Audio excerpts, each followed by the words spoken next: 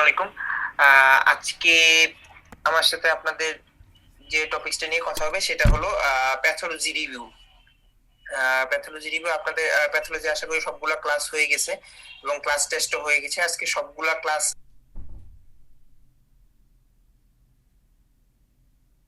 মিলিয়ে আজকে একটা রিভিউ কোশ্চেন আছে আপনাদের এবং এটার উপর আপনারা পরীক্ষা দিয়েছেন সেটার উপর সলভ ক্লাস। তো এটার মাঝে দেখলাম আপনাদের জেনারেল প্যাথোলজি প্লাস মাইক্রোবায়োলজিও আছে, সাথে আবার সিস্টেমিক প্যাথোলজি যেটা সেটাও আছে। তো আপনারা কিভাবে পড়বেন সেটা নিয়ে আমি ক্লাস শেষে কোশ্চেন গুলো আলোচনা করে নিই। কোশ্চেন গুলো আলোচনা শেষে সেটা নিয়ে আমি আপনাদের সাথে কিছুক্ষণ কথা বলবো, কিন্তু এর আগে একটু কোশ্চেন গুলো দেখে নিই। তারপরে এই পুরা প্যাথোলজি, মাইক্রোবায়োলজি এবং সিস্টেমিক প্যাথোলজি নিয়ে আপনারা কি কি পড়বেন, কোন অংশটাকে বেশি গুরুত্ব দেবেন সেটা নিয়ে কিছুক্ষণ কথা বলবো। তো আমরা কোশ্চেনে চলে যাই। Following is not the type of non-ionizing radiation. Non-ionizing radiation এর মাঝে নিচের কোনটা পড়ে না? এটা ছিল আপনাদের কোশ্চেন। অপশন ছিল আল্ট্রাভায়োলেট রে, ইউভি রে হবে, যাই হোক, ইউভি রে, ভিজিবল লাইট, লেজার, নিউট্রন। আনসারটা নিউট্রন, কারণ নন আয়োনাইজিং রেডিয়েশন হচ্ছে, আপনারা সবাই জানেন যে কোনগুলো আয়োনাইজিং রেডিয়েশন কোনগুলো নন আয়োনাইজিং রেডিয়েশন। আর নন আয়োনাইজিং রেডিয়েশনের মাঝে আছে আমাদের আল্ট্রাভায়োলেট রে, ভিজিবল লাইট, লেজার, এছাড়াও আছে ওই যে ইনফ্রারেড, মাইক্রোওয়েভ, এগুলোকে আমরা বলি নন আয়োনাইজিং রেডিয়েশন। নিউট্রনটা আয়োনাইজিং রেডিয়েশনের মাঝে পড়ে। Character of inflammatory oedema. আচ্ছা, এই কোশ্চেনটা সম্ভবত ইনফ্লামেশন থেকে করা হয়েছে। এই কোশ্চেনটা পারতে হলে আপনাদের এক্সুডেট, ট্রান্সুডেট ক্লাসের সময় বলে দেওয়া হয়েছে আশা করি, যে এক্সুডেট ট্রান্সুডেট এই দুইটা টপিকস খুব ভালো করে পড়তে হবে। কোনটা প্যাথোজেনেসিস কি, তারপর কোনটা ইনফ্লামেটরি কন্ডিশন, কোনটা নন ইনফ্লামেটরি কন্ডিশন, এটা জানতে হবে। তারপর স্পেসিফিক গ্রেভিটি কোনটাতে কত সেটা জানতে হবে। তারপর ফিব্রিনোজেন কোনটাতে আছে সেটা জানতে হবে। ফিব্রিনোজেন থাকার কারণে কোনটা ক্লটিং টেন্ডেন্সি আছে, কোনটা ক্লটিং টেন্ডেন্সি নেই সেটা জানতে হবে। তারপর সেলের ডিস্ট্রিবিউশনটা, এগুলা একটু ভালো করে জানতে হবে আপনাদের। আসেন দেখি কি আসছে। Character of inflammatory oedema, specific gravity less than 1.012, না, স্পেসিফিক গ্রেভিটি অবশ্যই 1.020 এর চেয়ে বেশি হবে। ফিব্রিনোজেন ইনফ্লামেটরি ইডিমাতে প্রেজেন্ট থাকবে, যার কারণে একটা ক্লটের টেন্ডেন্সি থাকবে। আর সি নাম্বার অপশনটা হলো ইনক্রিজ ভাস্কুলার পারমিবিলিটি। এটা আমরা খুব জানি যে এটা ইনফ্লামেশনের একটা কমন ক্যারেক্টারিস্টিক বা পজিটিভ ফ্যাক্টর আপনারা ধরে নিতে পারেন, যার কারণে ইনফ্লামেটরি ইডিমাটা হয়ে থাকে। আমাদের আনসারটা হলো অপশন সি। ফিব্রিনোজেন যেহেতু নাই, সুতরাং ক্লটিং টেন্ডেন্সিও নাই, এটা হলো নন ইনফ্লামেটরি ইডিমার ক্যারেক্টারিস্টিক্স, ঠিক আছে। আর স্পেসিফিক গ্রেভিটি 1.012 থেকে যে কম, এটা হলো নন ইনফ্লামেটরি ইডিমা বা ট্রান্সমিটেড, আপনারা যেটাই বলেন সেটার characteristic. Mediator which is derive from plasma protein. Plasma protein থেকে কোন কোন মিডিয়েটর ডিরাইভ, কোনটা ডিরাইভ করা হয়েছে? আচ্ছা, তো এই কোয়েশ্চেনটা আপনার তো এভাবে নাও আসতে পারে। আপনাকে মেইনলি জানতে হবে যে কোনটা সেল ডিরাইভড, কোনটা প্লাজমা প্রোটিন ডিরাইভ, কোনগুলো সেল ডিরাইভ, কোনটা প্লাজমা প্রোটিন ডিরাইভ, ঠিক আছে। এখন ওগুলার ভিতর থেকে কোয়েশ্চেন থাকতে পারে, অ্যাকশন টাইপ কোয়েশ্চেন থাকতে পারে, যে ওগুলা কি কি করে সেগুলো থাকতে পারে। কিন্তু এই কোয়েশ্চেনটা একদম সুপারফিশিয়াল লেভেলের থেকে যেটা দেওয়া হয়েছে, যে যে কেমিক্যাল মিডিয়েটর গুলো যে আছে, প্রথমে আমরা দুইটা ভাগে ভাগ করি, একটা হলো সেল ডিরাইভ, একটা হলো প্লাজমা প্রোটিন ডিরাইভ। হ্যাঁ, প্লাজমা প্রোটিন থেকে আসে কমপ্লিমেন্ট প্রোডাক্ট গুলো আসে, তারপর কাইনিন যে ফ্যামিলিটা আছে, প্রোটিয়াস ফ্যামিলি, এগুলো আসে হলো প্লাজমা প্রোটিন থেকে। এছাড়া ওই যে সাইটোকাইন, নাইট্রিক অক্সাইড, লিউকোট্রাইন্স, এগুলো যা আছে আপনাদের সবই আসবে হলো আপনাদের সেল থেকে, ঠিক আছে। আচ্ছা, তারপরের কোশ্চেনে চলে যাই আমরা। Principal cell of granuloma. Principal cell of granuloma, granulomatous inflammation, এটা খুবই কমন একটা কি বলবো টপিকস, এটা যে কোনো পরীক্ষায় আসার মতো একটা কমন একটা টপিকস। ইনফ্লামেশনে আপনার প্রথমেই যদি দুইটা ভাগে ভাগ করেন, একটা হলো একুইট ইনফ্লামেশন, একটা হলো ক্রনিক ইনফ্লামেশন। একুইট ইনফ্লামেশনে কোশ্চেন আসার মতো জায়গা আছে বেশ কয়েকটা, যেমন আপনাদের এক্সুডেট, ট্রান্সুডেট, এটা ফ্যাগোসাইটোসিস, কেমোটেক্সিস, এগুলো থেকে আসতে পারে কেমিক্যাল মিডিয়েটর। এই জায়গাগুলো হাইলাইটেড করে পড়বেন, যদিও আমি শেষে পুরো প্যাথোলজি, মাইক্রোবায়োলজি নিয়ে একটা শর্ট সাজেশন দেওয়ার চেষ্টা করবো আজকে। তো এটা আপনারা পড়বেন। ক্রনিক ইনফ্লামেশনে যদি কিছু একটা জিনিস ভালো করে পড়েন, সেটা হলো গ্রানুলোমাটাস ইনফ্লামেশন আর হলো ম্যাক্রোফেজ, জায়ান্ট সেল, কয়েকটা নাম আপনারা জেনে রাখতে পারেন। তো সেখানে আপনাদের কোশ্চেনটা এসেছে প্রিন্সিপাল সেল অফ গ্রানুলোমা। গ্রানুলোমার প্রিন্সিপাল সেল কোনটা? তো যখন একিউট ইনফ্লামেশনটা পারসিস্ট করে, তখন তখনই কিন্তু সেটাকে আপনি ক্রনিক ইনফ্লামেশন বলেন। তো একিউট ইনফ্লামেশনে ম্যাক্রোফেজটা যদি তার ভূমিকাটা ঠিকমতো পালন করতে না পারে বা ম্যাক্রোফেজের যদি কোনো একটা ফাংশনের ঘাটতি থাকে তখনই কিন্তু আলটিমেটলি সেটা ক্রনিক ইনফ্লামেশনের রূপ নেয়। তখন সেই ম্যাক্রোফেজের তার যে, এটা আমি ক্লাসে খুব সুন্দর করে দেখিয়ে দিয়েছিলাম, জানি না কার ক্লাস নেওয়া হয়েছিল। তো ম্যাক্রোফেজের যে পরিবর্তিত বা মডিফাইড যে একটা আমরা ম্যাক্রোফেজ দেখতে পাই, সেই ম্যাক্রোফেজটাকে আমরা বলা হয় ইপিথেলয়েড সেল, যেখানে আপনার সিক্রেটরি অ্যাক্টিভিটিটা বেশি থাকে। সিক্রেটরি অ্যাক্টিভিটিটা বেশি থাকে ম্যাক্রোফেজের, ইন্টারলিউকিন 2 আসতেছে ওখান থেকে পড়ে, যেটা ওই গ্রানুলোমাটাস ইনফ্লামেশনের জন্য দায়ী। যাই হোক, তো মেইনলি থাকে হলো ওই যে ইপিথেলয়েড সেল, তারপরে থাকে ওটার চারপাশে আপনার জায়ান্ট সেল থাকতে পারে, পেরিফেরির দিকে ফাইব্রোব্লাস্ট, লিম্ফোসাইট এগুলো থাকতে পারে, বাট মেইন যে সেল গ্রানুলোমা সেটা হলো ইপিথেলয়েড সেল। এটা জাস্ট একটা ম্যাক্রোফেজের স্পেশাল টাইপ বা মডিফিকেশন আপনি ধরতে পারেন। আর ফাইব্রোব্লাস্ট, জায়ান্ট সেলটা ইপিথেলয়েড সেলের চারিপাশেই থাকবে, কিন্তু ফাইব্রোব্লাস্ট, লিম্ফোসাইট এগুলা একদম আউটার কোটিং গুলো ফর্ম করে ওরা। তারপর হলো কেজিয়েটিং গ্রানুলোমা ইজ ফাউন্ড ইন, কোথায় কোথায় কেজিয়েটিং গ্রানুলোমাটা পাওয়া যায়। গ্রানুলোমাকে আমরা চারটা ভাগে ভাগ করতে পারি, যে কেজিয়েটিং গ্রানুলোমা কোথায় পাওয়া যায়, ওই যে গ্রানুলোমাটাস ইনফ্লামেশনে কোথাও কোথাও আপনার সেন্ট্রাল কেজিয়েশন হয়ে থাকে, তো ওগুলোকে আমরা বলি ওই যে কেজিয়েশন নেক্রোসিস বা কেজিয়েটিং গ্রানুলোমা। কোথাও পাওয়া যায় না সেগুলোকে বলি নন কেজিয়েটিং গ্রানুলোমা। তারপরে এছাড়াও আছে আরো দুইটা টাইপ, ডিফিউজ গ্রানুলোমাটাস ইনফ্লামেশন আর সাপোরেটিভ গ্রানুলোমাটাস ইনফ্লামেশন। তো কেজিয়েটিং গ্রানুলোমা পাওয়া যাবে হলো, অপশন ছিল sarcoidosis, brucellosis, cat's disease and leprosy. ব্রুসেলোসিসে পাওয়া যাবে কেজিয়েটিং গ্রানুলোমা, ব্রুসেলোসিস ছাড়াও সফট টিউবারকুলোসিসও এটা পাওয়া যায়। তারপর আমি আরো বলেছি যে আপনাদের diffuse granulomatous inflammation, diffuse granulomatous ইনফ্লামেশনটা পাওয়া যাবে হলো লেপ্রোমেটাস লেপ্রোসিসে। তারপর আর বলেছি হলো সাপোরেটিভটা পাওয়া যাচ্ছে এই যে অপশন সি যেটা দেওয়া আছে, ক্যাটস ডিজিজ, আর হলো লিম্ফোগ্রানুলোমা ভেনেরাম। তো এগুলাতে আপনার ওই সাপোরেটিভ গ্রানুলোমাটাস ইনফ্লামেশনটা পাওয়া যাচ্ছে। মিডিয়েটর কজ টিস্যু ড্যামেজ, কোন মিডিয়েটরটা টিস্যু ড্যামেজের জন্য দায়ী? আচ্ছা, কেমিক্যাল মিডিয়েটর আপনারা যখন পড়বেন দেখবেন যে কিছু কিছু আছে যারা ভেসো কনস্ট্রিকশন করে, কেউ আছে ভেসো ডাইলেশন করে, কেউ আছে আপনার ওই ভাস্কুলার পারমিবিলিটি বাড়িয়ে দেয়, কেউ টিস্যু টেনশন বা টিস্যু ড্যামেজ করতেছে, কেউ পেইনের জন্য দায়ী, কেউ ফিভারের জন্য দায়ী। তো প্রত্যেকটার জন্য আলাদা আলাদা কিছু স্পেসিফিক মিডিয়েটর আছে।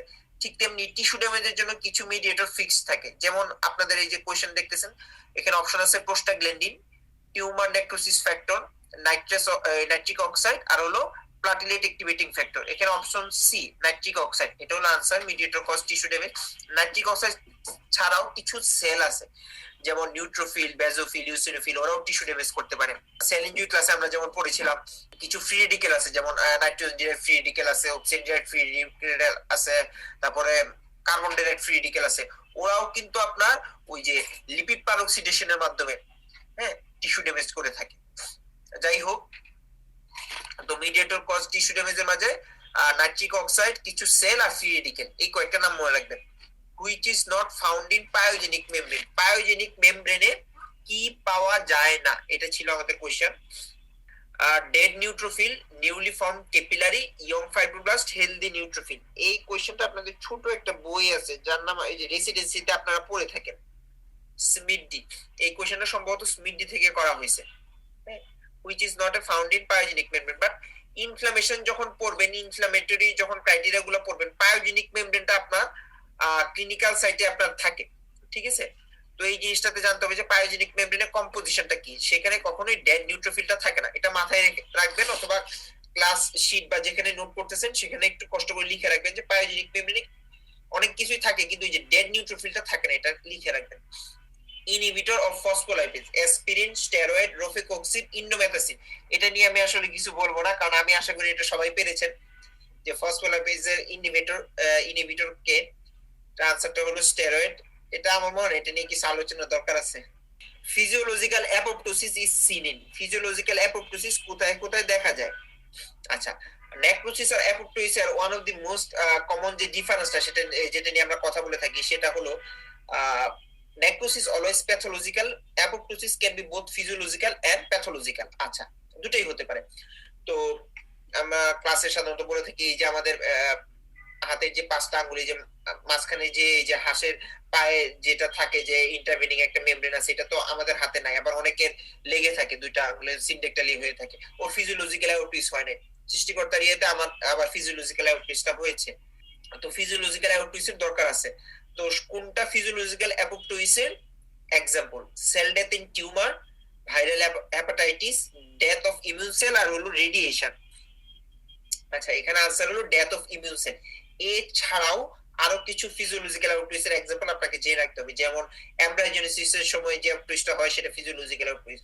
তারপর সাইটোটক্সিক টি সেল, সাইটোটক্সিক টি সেল দিয়ে যে সেল ডেথটা হয় সেটা হলো ফিজিওলজিক্যাল অ্যাপোপ্টোসিস।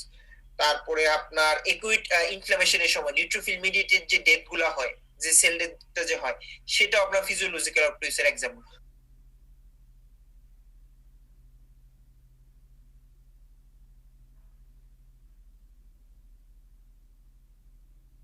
তো এই কয়েকটা হাইলাইটেড কিছু পয়েন্ট আপনাকে জেনে রাখতে হবে।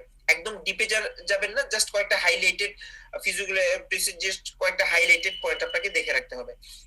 Finding common both in necrosis and apoptosis. আচ্ছা, যেটা নিয়ে আমি কিছুক্ষণ আগে কথা বলতেছিলাম, যে নেক্রোসিস এবং অ্যাপোপ্টোসিস দুটার মাঝে কোন ফাইন্ডিংসটা আমরা পেতে পারি, বা ফাইন্ডিংস এর বোথ কমন আর কি, নেক্রোসিসে পাওয়া যাবে, অ্যাপোপ্টোসিসে পাওয়া যাবে, এরকম একটা ইয়ে। আচ্ছা, সেখানে আসি।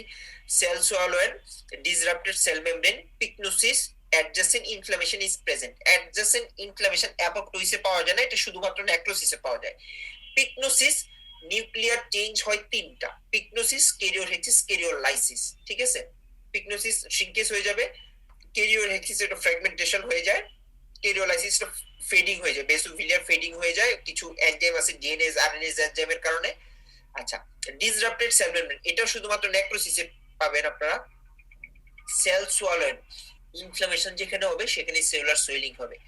যেহেতু অ্যাপোপ্টোসিস ইনফ্লামেশন এর কোনো সাইন নাই, সেখানে কোনো সেল সোয়েলিং হবে না, সেলুলার শ্রিঙ্কেজ হবে। তাহলে পিকনোসিসটা বোথ নেক্রোসিসও পাবেন, অ্যাপোপ্টোসিসও পাবেন। এই যে নিউক্লিয়ার চেঞ্জেস গুলো যেগুলো বলেছি, পিকনোসিস, কেরিওসিস, কেরিওলাইসিস, এগুলা হলো নেক্রোসিসের হলমার্ক। নেক্রোপ্টোসিস ইজ সিন, মানে এটা হলো এমন একটা কন্ডিশন সেখানে আপনার নেক্রোসিস এবং অ্যাপোপ্টোসিস সিমিলটেনিয়াসলি হচ্ছে। আচ্ছা, এটার সাথে কিছু ডিজিজের রিলেশন আছে, যেমন Crohn's disease, acute pancreatitis, ischaemia reperfusion injury, myocardial infarction. ঠিক আছে, এই কয়েকটা ডিজিজের নেক্রোপ্টোসিস দেখা যায়। আলসারেটিভ কোলাইটিসে কোনো ধরনের নেক্রোপ্টোসিস দেখা যায় না। এটা আপনাদের বিসিএস এর জন্য আমি জানি না কতটুকু ইম্পর্টেন্ট আসলে।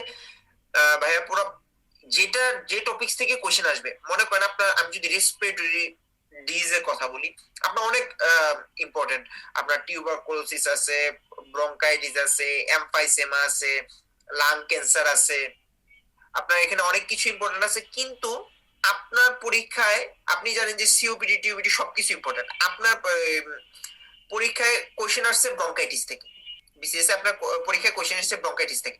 তো যত কিছু ইম্পর্টেন্ট থাক, ওটি আপনার কাছে ইম্পর্টেন্ট। পরীক্ষা শেষে পরের বার যারা মানে আর কি কোশ্চেনটা দেখবে, তারা ব্রঙ্কাইটিসটাই ইনফিনিটি স্টার দিয়ে পড়বে।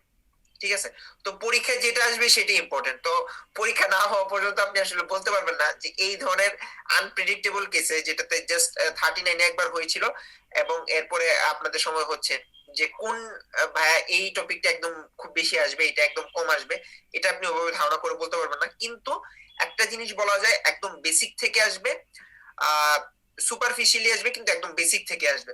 বেসিকটা আপনাকে জেনে যেতে হবে। কোন একটা ডিজিজ যখন পড়বেন, ওটা sign symptoms, investigation, treatment modalities এর একদম যেটা হাইলাইটেড, যেটা একদম প্রাইমারি ট্রিটমেন্ট বলা যেতে পারে, ওই জিনিসগুলো একদম জেনে যেতে হবে। ঠিক আছে, গোল্ড স্ট্যান্ডার্ড ইনভেস্টিগেশন গুলো সেগুলো একদম জেনে যেতে হবে। Sorry, site of metastatic calcification. আচ্ছা, মেটাস্টেটিক ক্যালসিফিকেশনের সাইট কোনটা? ক্যালসিফিকেশনে আমরা দুই ধরনের ক্যালসিফিকেশন দেখতে পারি, একটা হলো ডিস্ট্রফিক ক্যালসিফিকেশন, একটা হলো মেটাস্টেটিক ক্যালসিফিকেশন। ডিস্ট্রফিক ক্যালসিফিকেশনটা আপনারা জানেন যে ডেড সেলে হয়ে থাকে, আর মেটাস্টেটিকটা ভায়াবল সেলে হয়ে থাকে। মেটাস্টেটিক ক্যালসিফিকেশনে হাইপার ক্যালসিমিয়াটা দেখা যায়। আচ্ছা, মেটাস্টেটিক ক্যালসিফিকেশনের সাইট যখন আমরা পড়েছিলাম, তখন আমরা দেখেছিলাম যে কিডনি, তারপর stomach, lung, cornea, systemic artery, pulmonary vein, এগুলা ছিল হলো মেটাস্টেটিক ক্যালসিফিকেশনের সাইট। ঠিক আছে, তো এখানে আপনাদের অপশন ছিল হলো কোনটা মেটাস্টেটিক ক্যালসিফিকেশনের site, inferior vena cava, abdominal aorta, pulmonary artery, spleen. যেহেতু সাইটটা হলো সিস্টেমিক আর্টারি পালমোনারি ভেইন, সুতরাং এখানে inferior vena cava pulmonary vein না, পালমোনারি আর্টারিও সিস্টেমিক আর্টারি না, আর স্প্লিনে মেটাস্টেটিক ক্যালসিফিকেশন হয় না, সুতরাং আমাদের আনসারটা হলো অ্যাবডোমিনাল অ্যাওর্টা। আচ্ছা, 13 নম্বর কোশ্চেনটা কি, counteracting part of cellular ageing. Cellular ageing এর কাউন্টার অ্যাক্টিং পার্ট, আচ্ছা অপশন আছে হলো DNA damage, telomere shortening, alter sirtuin, আর হলো কার্সিনোজেন এক্সপোজার। তো সেলুলার এজিং এর কিছু পজিটিভ কিছু ফ্যাক্টর আছে, যেমন আপনার যদি কার্সিনোজেন এক্সপোজার করেন তাহলে সেখানে মিউটেশন হবে, মিউটেশন হওয়ার কারণে আপনার ডিএনএ ড্যামেজের কারণে আপনার মিউটেশন হচ্ছে, সেলুলার এজিং হচ্ছে। আচ্ছা, তারপরে টেলোমিয়ার শর্টেনিং হচ্ছে, টেলোমিয়ার শর্টেনিং এর কারণে সেলুলার যে সেনেনসেন্স যেটাকে বলে থাকি, সেনেনসেন্স মানে হলো বার্ধক্য, সেলুলার ওই যে টেলোমিয়ার শর্টেনিং এর কারণে সেলের রেপ্লিকেটিভ সাইকেলটা ফিক্সড হয়ে যায়, সেলার পরবর্তী রেপ্লিকেটিভ সাইকেলে যেতে পারে না। টেলোমিয়ারটা শর্ট হতে প্রত্যেকটা ক্রোমোজোমের টার্মিনাল এন্ডে কিন্তু আপনার টেলোমিয়ার আছে, তো টেলোমিয়ারটা শর্ট হতে হতে ওই ক্রোমোজোমটা যে সেলে আছে ওই ক্রোমোজোমটার পরবর্তী যে রেপ্লিকেটিভ যে সাইকেলটা আছে সেটাতে যেতে পারে না, ও রেপ্লিকেশন সাইকেলটা ফিক্সড হয়ে যায়। ঠিক আছে, আরেকটা কারণে সেলুলার এজিং হতে পারে প্রোটিনের হোমিওস্টেসিসটা যদি ইমব্যালেন্স হয়, যে হারে প্রোটিনটা তৈরি হচ্ছে এর থেকে বেশি হারে যদি প্রোটিনটা ডিস্ট্রাকশন হয় তাহলে আপনার প্রোটিনের হোমিওস্টেসিসটা মেইনটেইন হবে না। ঠিক আছে, সে কারণে আপনার সেলুলার এজিং হতে পারে। তো অল্টার সাইটিনটা হলো সেলুলার এজিং এর কাউন্টার অ্যাক্ট করবে। এছাড়া DNA damage, telomere shortening, carcinogen exposure সবগুলাই সেলুলার এজিং এর positive factor. Columnar metaplasia is seen in, কোথায় কোথায়, আচ্ছা কোথায় রে কলামনার মেটাপ্লাসিয়া, আচ্ছা কলামনার মেটাপ্লাসিয়া তুই কি কালকে আসবি, কোথায় কলামনার মেটাপ্লাসিয়া দেখা যাবে? আচ্ছা অপশনগুলো একটু দেখে নিই, Barrett oesophagus, urinary bladder, gall bladder, myositis ossificans. আচ্ছা, তো মেটাপ্লাসিয়া যখন আমরা পড়বো, মেটাপ্লাসিয়াটা আপনাদের পরীক্ষার জন্য খুব ইম্পর্টেন্ট, সেলুলার অ্যাডাপ্টেশন পার্টটা ইম্পর্টেন্ট আপনাদের পরীক্ষার জন্য, ইনফিনিটাসটার একটা টপিক। তো সেখানে মেটাপ্লাসিয়াটা ওই সেলুলার অ্যাডাপ্টেশনের মাঝে মেটাপ্লাসিয়াটা সবচেয়ে বেশি ইম্পর্টেন্ট। তো সেখানে আমরা তিনটা ভাগে মেটাপ্লাসিয়া এক্সাম্পল গুলো পড়ে থাকি, স্কোয়ামাস মেটাপ্লাসিয়া, কলামনার মেটাপ্লাসিয়া, আর হলো কানেকটিভ টিস্যু মেটাপ্লাসিয়া। তো কানেকটিভ টিস্যু মেটাপ্লাসিয়ার এক্সাম্পল হলো যে myositis ossificans. Gall bladder, urinary bladder সাধারণত আপনার স্কোয়ামাস মেটাপ্লাসিয়া দেখতে পাই, ব্যারেট ইসোফেগাসে কলামনার মেটাপ্লাসিয়া দেখা যায়। তারপর হলো ইন্টেস্টাইনাল মেটাপ্লাসিয়া, স্টমাকের লাইনিং ভিতরে আমরা সবাই জানি যে সিম্পল কলামনার, সেটা ওই ইন্টেস্টাইনাল মেটাপ্লাসিয়াতে চলে যাবে। তারপরে সার্ভাইকাল ইরোশন, এগুলাতে আপনার কলামনার মেটাপ্লাসিয়া দেখতে পারবেন। ঠিক আছে, আচ্ছা এই কয়েকটা পয়েন্ট আপনারা খেয়াল রাখতে হবে। তারপরেটা হলো which one of the following acts as an antioxidant, এটা আমার খুবই প্রিয় একটা কোশ্চেন, এটা আমার খুবই প্রিয় একটা কোশ্চেন হলো এই ক্ষেত্রে যে মোজাম্মেল হক স্যারের বায়োকেমিস্ট্রি আমরা আন্ডার গ্রাজুয়েট লাইফে লিপিন কোড বলেন, হারপার বলেন, সত্যনারায়ণ স্যারের বই বলেন, অনেকগুলো বই কিন্তু আমাদের কম বেশি দেখা হয়েছে, গাইডও কম বেশি দেখা হয়েছে। আচ্ছা বলবো যে ভাইয়া খালি বইয়ের কথা বলতেছে, আচ্ছা তো সবগুলোই দেখা হয়েছে, কিন্তু মুজাম্মেল হক স্যার বইটা তখন আমরা এতটা দেখি নাই, কারণ তখন আমাদের সময় মনে না আমি এটা ছিল থাকলেও খুব সংক্ষিপ্ত আকারে হয়তো বা ছিল, আমি তখন এই বইটার নাম আমি শুনি নেই। তো পরবর্তীতে এসে আমি গ্রাজুয়েশন কমপ্লিট করার পর আমি বইটা পড়লাম, বিসিএস এর জন্য একটু দেখেছিলাম, এন্ট্রান্স এক্সাম পাঠানোর সময় আমি দেখেছিলাম, এমএস সময় আমি বইটা দেখে গিয়েছিলাম। খুবই চমৎকার একটা বই, স্যারের বইটা যে খুবই চমৎকার একটা বই, খুবই কনসাইজ আকারে দেওয়া এবং টু দি পয়েন্টে জিনিসগুলো লেখা। ঠিক আছে, এখন আপনি যদি এমফিল করেন মাত্র বায়োকেমিস্ট্রি তখন আপনি ওই বইগুলো পড়তে পারেন। এছাড়া আমি বলবো যে স্যার বইটা খুবই হেল্পফুল যে কোনো পরীক্ষাতে কোশ্চেন কমন ফেলার জন্য। তো আপনারা অ্যান্টিঅক্সিডেন্ট নিয়ে যেটা নিয়ে আমরা কথা বলতেছিলাম, অনেক ধরনের অ্যান্টিঅক্সিডেন্ট আছে, আমরা ফ্রি রেডিকেল কিভাবে স্ক্যাভেঞ্জিং হয় শরীর থেকে, কিভাবে ইলিমিনেশন হয়, সেখানে আমরা অ্যান্টিঅক্সিডেন্টটা পাই। কিছু অ্যান্টিঅক্সিডেন্ট এনজাইম আছে, কিছু অ্যান্টিঅক্সিডেন্ট ভিটামিন আছে। এনজাইম তিনটা আছে, ক্যাটালিস, গ্লুটাথিয়ন পারঅক্সিডেজ, সুপারঅক্সাইড ডিসমিউটেজ। আর কিছু ভিটামিন আছে, ভিটামিন এ, সি, ই। ই না থেকে পরীক্ষা হলে আলফা টেকোফেরল থাকতে পারে, সি না থেকে অ্যাসকর্বিক অ্যাসিড থাকতে পারে। আচ্ছা এনা থেকে কি থাকতে পারে? এনা থেকে এই যে দেখেন চারটা ফর্ম আছে, beta carotene, retinal, retinol, retinoic acid, চারটাই কিন্তু ভিটামিন এর ফর্ম। ঠিক আছে, তো এখন আপনারা যদি কেউ জেনে থাকেন যে অনলি ভেজিটেবল যে ফর্মটা আছে ভিটামিন এর, শুধুমাত্র সেটাই অ্যান্টিঅক্সিডেন্ট হিসেবে কাজ করবে, বাকিগুলো না, এটা যদি আপনি জানেন তাহলে আপনার কাছে কোশ্চেনটা খুব ইজি। কিন্তু এটা যদি কেউ না জানে তাহলে উনি তো পরীক্ষা হলে চিন্তা করবেন যে চারটাই তো ভিটামিন এর কেমিক্যাল ফর্ম, তা আমরা তো জানি ভিটামিন এটা অ্যান্টিঅক্সিডেন্ট হিসেবে কাজ করবে, তো চারটা তো কোনো আনসার হবে না। অনলি ভেজিটেবল ফর্ম বা beta carotene acts age N antioxidant, বাকিগুলো না, এই জিনিসটা খেয়াল রাখবেন। আচ্ছা, আমরা পরবর্তী কোশ্চেনে চলে যাই। বেশি কথা বলে ফেলতেছি কি আসলে জানি না, রিভিউ এক্সাম একটু কথা বলে দিব, কারণ এরপরে প্যাথোলজি নিয়ে নাই। আজকে কয় তারিখ এটা আমি বলে লাভ নাই, আপনারা কয় তারিখে এই ভিডিওটা দেখতেছেন সেটা হলো কথা, এক একজনের এক এক টাইমে বেচ, এক একজন এক এক তারিখে বা সময় দেখবেন। বাট এতটুকু আমি বলতে পারি যে পরীক্ষা বেশি বাকি নেই, আমারও একটা পরীক্ষা আছে, ডিপার্টমেন্টাল পরীক্ষা, আমার জন্য আপনারা একটু দোয়া করবেন। জানি না ডিপার্টমেন্টাল পরীক্ষা আসলে কি দিব, আর এক দুদিন পরে পরীক্ষাটা আছে, তো আপনাদের জন্য অনেক দোয়া রইলো। আগেই আমি বলে দিলাম ক্লাস শেষের আগেই। আপনারা সবাই একটা জিনিস মনে রাখবেন, পরীক্ষা দাগানোর ক্ষেত্রে একটা কথা বলে দিই। আমি যখন আমি তো আগেই বলেছিলাম যে একটা লাইভে, একটা না দুই তিনটা লাইভে মনে বলে ফেলছি যে আমার বিসিএস এর আমার 2 দিন আগে, মানে আর কি 14 দিন আগে আমার ইয়ে হয়েছিল, ডেঙ্গু হয়েছিল। আমি যখন ইয়ে করে ব্যাক করেছিলাম, আমি কিন্তু পড়ার ওরকম কিছু তখন আর রিভাইজ দিয়ে যেতে পারি না, আমি ভাবছিলাম হবে না, আমি শুধু মেডিসিনটা পড়ে গিয়েছিলাম, কারণ আমি সার্জারি ফ্যাকাল্টির লোক। যারা যারা সার্জারি ফ্যাকাল্টির আছেন, আমি বলতেছি মেডিসিন পোর্শনটা ডিভিশনের লাইন বাই লাইন হয়ে থেকে থাকবে, লাইন বাই লাইন থেকে থাকবে। ঠিক আছে, আমার এখনো মনে আছে বেজাল সেল কার্সিনোমা একটা কোশ্চেন, সবাই নো মেটাস্টিস দাগায় আসছে, ডেভিডসন একদম হুবু লাইন থেকে কোশ্চেনটা আসছে, যেটা আনসার নো মেটাস্টিস না, অন্য একটা স্টেম ছিল। যাই হোক, আমি যেটা বলতে চাইছি ডেভিডসন লাইন বাই লাইন। আপনি যদি মেডিসিনের জন্য গাইড পড়তে চান, জেনেসিসের বিসিএস সলভ বইটা পড়তে চান, যেটাই পড়তে চান, আপনার ক্ষেত্রে পড়তে হলো যখন আপনি থাইরয়েড পড়বেন, ধরেন একটা কথা আমি বলে দিলাম, কিভাবে পড়বেন একটু বলে দিচ্ছি। যখন আপনি থাইরয়েড পড়বেন, আপনি থাইরয়েডের অ্যানাটমিটা পড়ে রেখে দিলে আপনি বোকামি করবেন। আপনি থাইরয়েডে ব্লাড সাপ্লাই পড়লেন, থাইরয়েডে কয়েকটা লোব আছে, কি কি রিলেশন আছে একটু দেখলেন, ঠিক আছে, রেখে দিলেন, বোকামি করবেন, তখন ওইটার সাথে আপনি হাইপোথাইরয়েডিজমটা পড়ে ফেলেন। যদি কেউ এটা করেন উনি বুদ্ধিমানের কাজটা করতেছেন। আর যদি কেউ যে আমি আজকে ইয়ে ফিজিওলজি পড়বো, ফিজিওলজিতে এন্ডোক্রাইন ফিজিওলজিতে থাইরয়েড, আচ্ছা পড়লেন, তারপরে আবার প্যাথোলজিতে আসলেন, সিস্টেমিক প্যাথোলজিতে এন্ডোক্রাইন, ওখানে গিয়ে আবার থাইরয়েড পাবেন, আচ্ছা ওখানে কি পড়বেন, থাইরয়েড প্যাথোলজিটা পড়লেন, তারপরে যখন আবার ইয়েতে যাবেন, মেডিসিনে যাবেন, ওখানে আবার দেখবেন যে থাইরয়েড ডিসঅর্ডার আছে, ওখানে কি থাইরয়েড ডিসঅর্ডার যে ইনভেস্টিগেশন গুলো আছে, কি কি ট্রিটমেন্ট করা হয় ওগুলো আছে। একই থাইরয়েড আপনাকে 4 বার পড়তে হবে, অ্যানাটমিতে পড়বেন, ফিজিওলজিতে পড়বেন, প্যাথোলজিতে পড়বেন, আবার গিয়ে মেডিসিনে পড়বেন। এই কাজটা করবেন না, কারণ আপনার কাছে একে তো সময় কম, আর পড়াটা সিনক্রোনাইজ করে গুছিয়ে পড়তে হবে আপনাকে।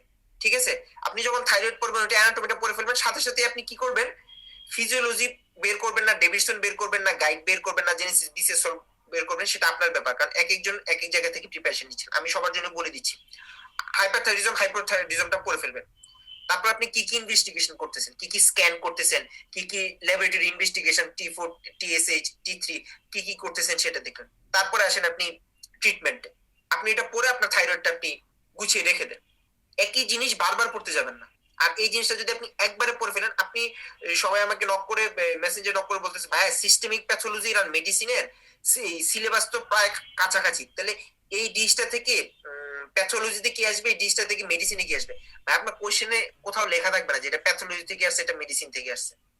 ঠিক আছে, যখন আপনি নিউমোনিয়াটা রেসপিরেটরি ডিজিজ দেখলাম, নিউমোনিয়া, টিবি, সিস্টেমিক প্যাথোলজিতেও দাও আবার মেডিসিনেও দাও, আপনি জিনিসটা পড়বেন একবারে, ওইটার প্যাথোলজি, তারপর ইনভেস্টিগেশন, তারপর ট্রিটমেন্ট। নিউমোনিয়া আপনি পড়বেন একবারে, আপনি প্যাথোলজি আবার মেডিসিন আলাদা আলাদা করে ভাই পড়েন না, তাহলে আপনার পড়া কখনো শেষও হবে না, পড়া গুছানো হবে না, তারপরে অনেক হ্যাপাজার থাকবে, এলোমেলো থাকবে। এভাবে হলে আপনার মানে এটা কি বলে প্রিপারেশনটা কোনো কমপ্লিট হবে না। আর প্রিপারেশন যদি কমপ্লিট না হয়, আপনি পরীক্ষা হলে গিয়ে আপনি ঘাবড়ে যাবেন।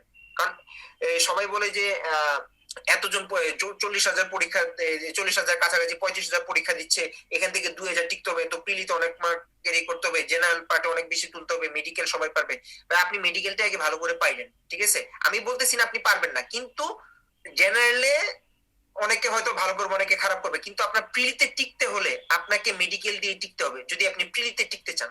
ঠিক আছে 2000। ভাইয়া অনেকে ভাই যেমন আমি ভাইবা দিয়ে বের হয়েছিলাম, আমার কামাল স্যার ভাইবা দিয়ে আমার প্রচুর টেনশন হচ্ছিল। তো আমি যে পিয়নটা যে ছিল পিয়নটাকে একটু ইয়ে দিছিলাম, এই টিপ দিছিলাম যে নাম্বারিং করেন। আমার বোর্ডে যেদিন ভাইবা হয়েছিল স্যার ম্যাডামরা ভাইবা নিচ্ছিলেন নাম্বার এক্সপোজ করা, নাম্বার একদম এক্সপোজ করা, সামনাসামনি দেখতে পারতেছে। আমি দেখতেছি যে কয়েকজনকে 60 দিয়েছে, কয়েকজনকে 80 দিয়েছে।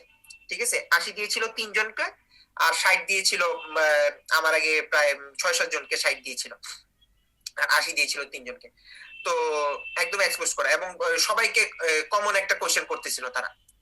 মানে আপনি আমাদের বের হওয়ার আগে কমন একটা কোশ্চেন যে প্রিলিতে কত পাবো তুমি, তোমার কি ধারণা? ঠিক আছে ওই একটা কোশ্চেন করতেছিল। যাই হোক, তো আমি ওই যে একটু একে টিপস দিয়েছিলাম, পরে বলতেছে আচ্ছা ঠিক আছে আমি কি 2 মিনিট পরে নাস্তা নিয়ে যাব। উনি বলতেছিল যে দেখা যাবে না, আমি বলতেছি যে সারা নাম্বার বের করে রাখছে, আমি মাত্র ভাইবাটা দিয়েছি আমার রুলে, তো আপনি জাস্ট দেখে আসবেন আমার পাশে কত লিখছে, এটা খালি দেখে আসেন। পেন্সিল দিয়ে লিখতেছে, কম বেশি হতে পারে জানি না। তো উনি এসে বলতেছিল যে আমার পাশে 80 লিখছে। ঠিক আছে তো এটা দেখে আমি মোটামুটি একটা স্যাটিসফ্যাকশন পাইছি।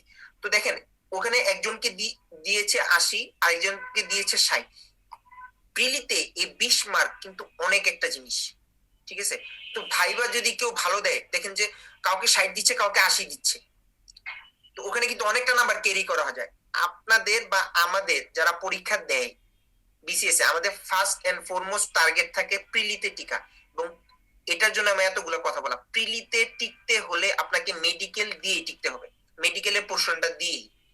এই কথাটা পরীক্ষা শেষে আপনি বললেন যে জেনারেল পার্ট দিয়ে আপনি হয়তো বা একটু অন্য যদি 120 পায় আপনি হয়তো 130 পাচ্ছেন, অন্য যদি 130 পায় আপনি হয়তো 140 পাচ্ছেন, কিন্তু আপনি কোনো বলতে পারবেন না যে জেনারেল পার্ট দিয়ে আপনি প্রিলিতে টিকছেন, আপনাকে টিকতে হবে মেডিকেল পার্ট দিয়ে। আচ্ছা দাগানোর ক্ষেত্রে যেটা বলতেছিলাম, আমি যখন খাতা যখন জমা দিই, আমি 160টার মতো দাগাইছিলাম। আমার আশেপাশে জমা দিই বেশ কয়েকজন আছে, দেখি যে একটা দুইটা মনে হয় বাকি আছে, সব দাগাইছে 197, 98। বাইরে বের হয়ে দেখি যে অনেকে 107। এই ভুলটা করবেন না, শিওর না থাকলে দাগাবেন না। 50-50 থাকলে দাগাতে পারেন, কিন্তু শিওর না থাকলে এই ভুলটা কখনোই করবেন না। ঠিক আছে আর পড়ার এটা তো বলে দিয়েছি। আচ্ছা আমি একটু অন্য কথা বলে ফেলেছি, ক্ষমা করে দিবেন। Generalised hyperpigmentation occurs in, কোথায় জেনারেল হাইপার পিগমেন্টেশন হয়? পিউস জেগার syndrome, Addison disease, neurofibromatosis, malignant melanoma, এটা Addison disease. Generalised hyperpigmentation, generalised hyperpigmentation Addison disease, neurofibromatosis না। অনেকে নিউরোফাইব্রোমাটোসিস এটা হয়তো আনসার চিন্তা করতেছেন, নিউরোফাইব্রোমাটোসিস না ভাইয়া, এটা হলো Addison disease. Dysplasia differs from cancer. আচ্ছা ডিসপ্লাসিয়ার ক্যারেক্টারিস্টিক ফিচারটা পড়বেন, তারপর কার্সিনোমা ইন সিটুর ক্যারেক্টারিস্টিক ফিচারটা পড়বেন। প্লিওমরফিজম হচ্ছে, তারপর হাইপারক্রোমাটিক নিউক্লি পাওয়া যাচ্ছে, টিপিক্যাল মাইটোসিস হচ্ছে, নিউক্লিয়ার সাইটোপ্লাজমের রেশিওটা 1:4 বা 1:6 থেকে 1:1 এ চলে আসতেছে। এই জিনিসগুলো খুব ভালো করে জেনে রাখতে হবে। ডিসপ্লাসিয়াকে ক্যান্সার থেকে আমরা ডিফারেন্সিয়েট করতে পারি দুইটা মাধ্যমে, একটা হলো এটার ইনভিসিভনেসটা নাই, আর হলো এটা রিভার্সিবিলিটিটা আছে। ঠিক আছে ল্যাক অফ ইনভিজিভনেস আর হলো রিভার্সিবিলিটি, এই দুইটা দিয়ে আমরা ডিসপ্লাসিয়াকে ক্যান্সার থেকে ডিফার করতে পারি। তো আপনারা আনসারটা পেয়ে গেছেন আশা করি, রিভার্সিবিলিটি হলো এটার answer. Inherited autosomal recessive syndrome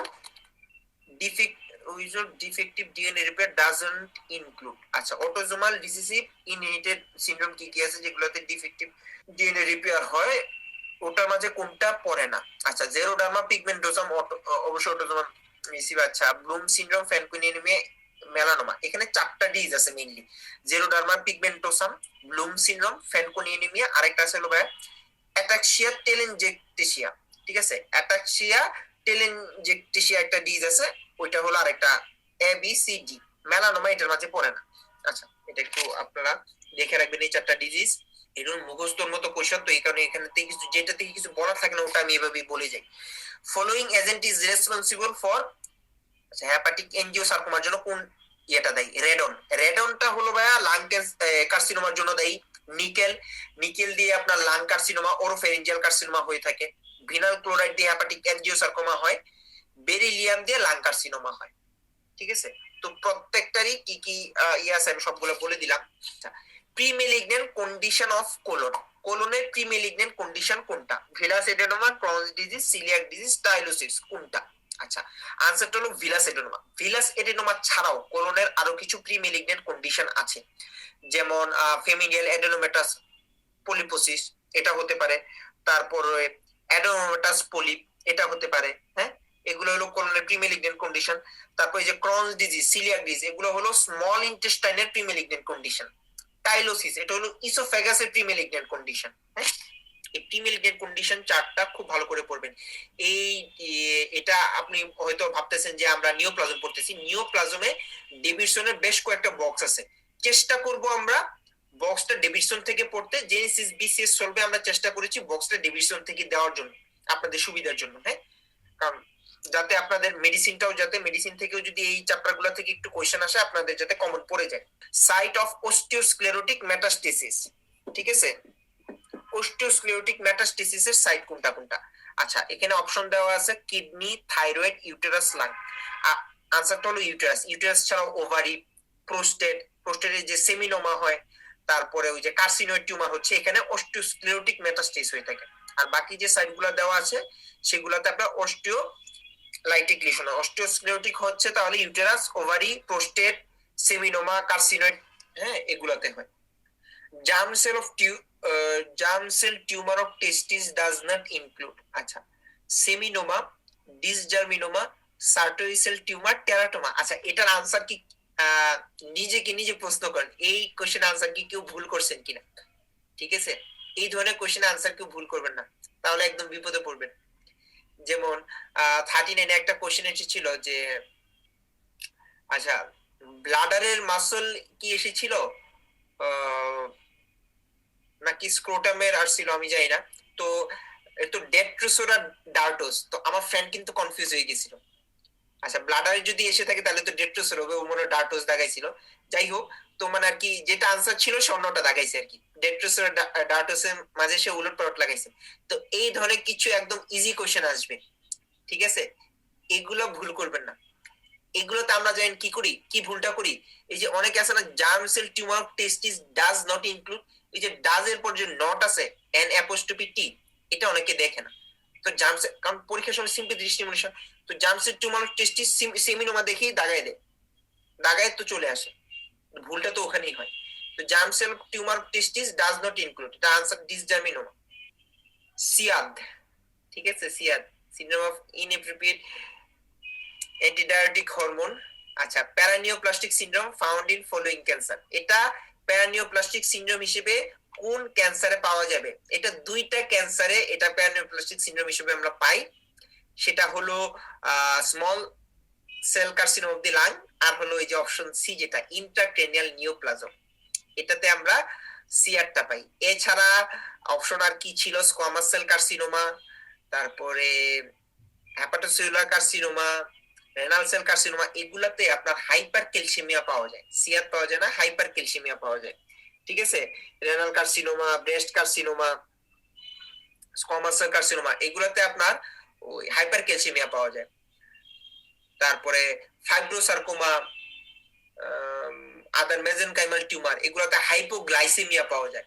ঠিক আছে, কার্সিনো এমব্রায়োজেনিক antigen CA acts as a tumor marker for carcinoma of the heart, carcinoma of the spleen, carcinoma of the prostate, carcinoma of the liver. তো এটা আনসারটা হলো হার্ট। হার্ট ছাড়াও আর কোন কোন জায়গার কার্সিনোমার জন্য সি এটা একটা টিউমার মার্কার হিসেবে কাজ করবে? Carcinoma of the colon, carcinoma of the pancreas, carcinoma of the lung, এগুলাতে হলেও এটা টিউমার মার্কার হিসেবে কাজ করবে। ঠিক আছে, হার্ট ছাড়াও এগুলা হতে যদি হয় তাহলে এগুলাও টিউমার মার্কার হিসেবে কাজ করবে, একটু খেয়াল রাখবেন। হ্যাঁ, আচ্ছা, আমরা তারপরে কোশ্চেনে চলে যাই। Mercuric chloride, formalin is not used in the biopsy of mercuric chloride.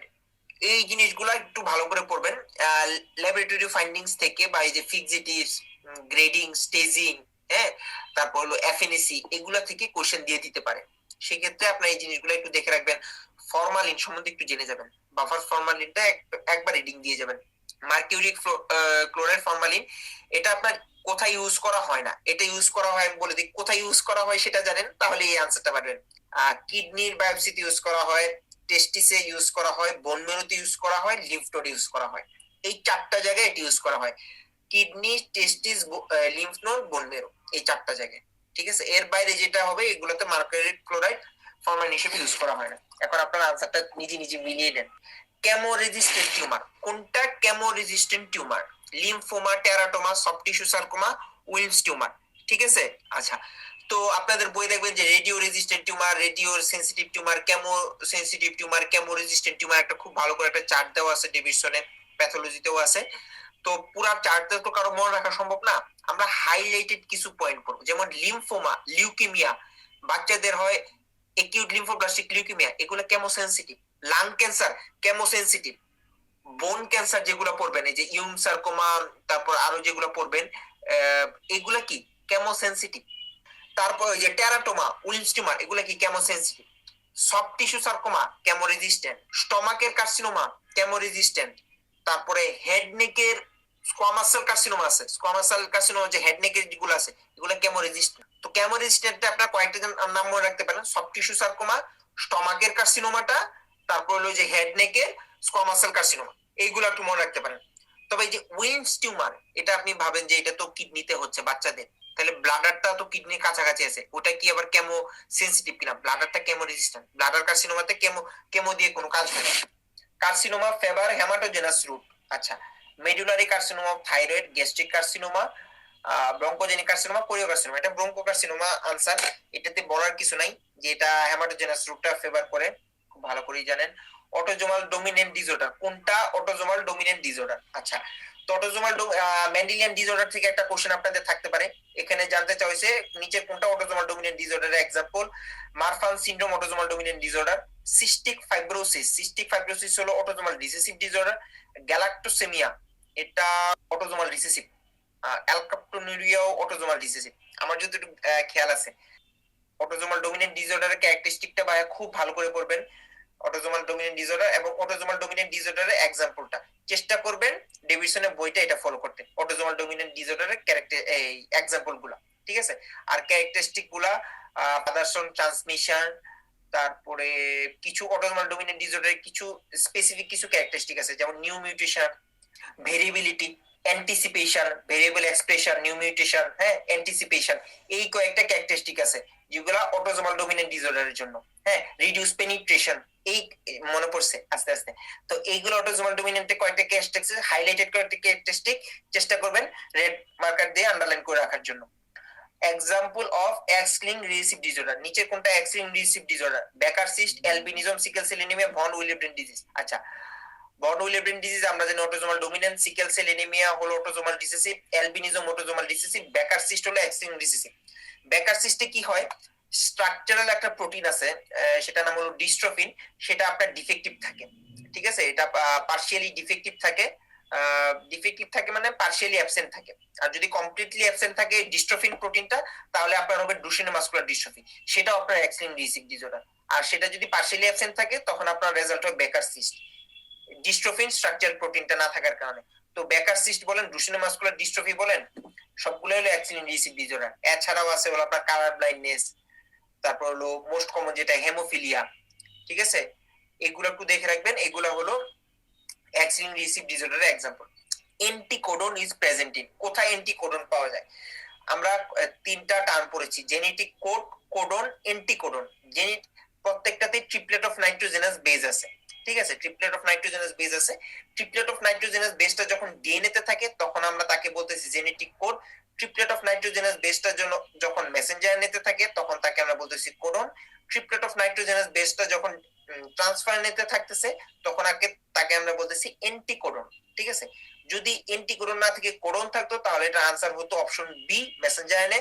যদি এন্টিকোডন, কোডন না থেকে যদি আনসার থাকতো যদি কোশ্চেন থাকতো জেনেটিক কোড, তাহলে আনসার হতো এ, ডিএনএ।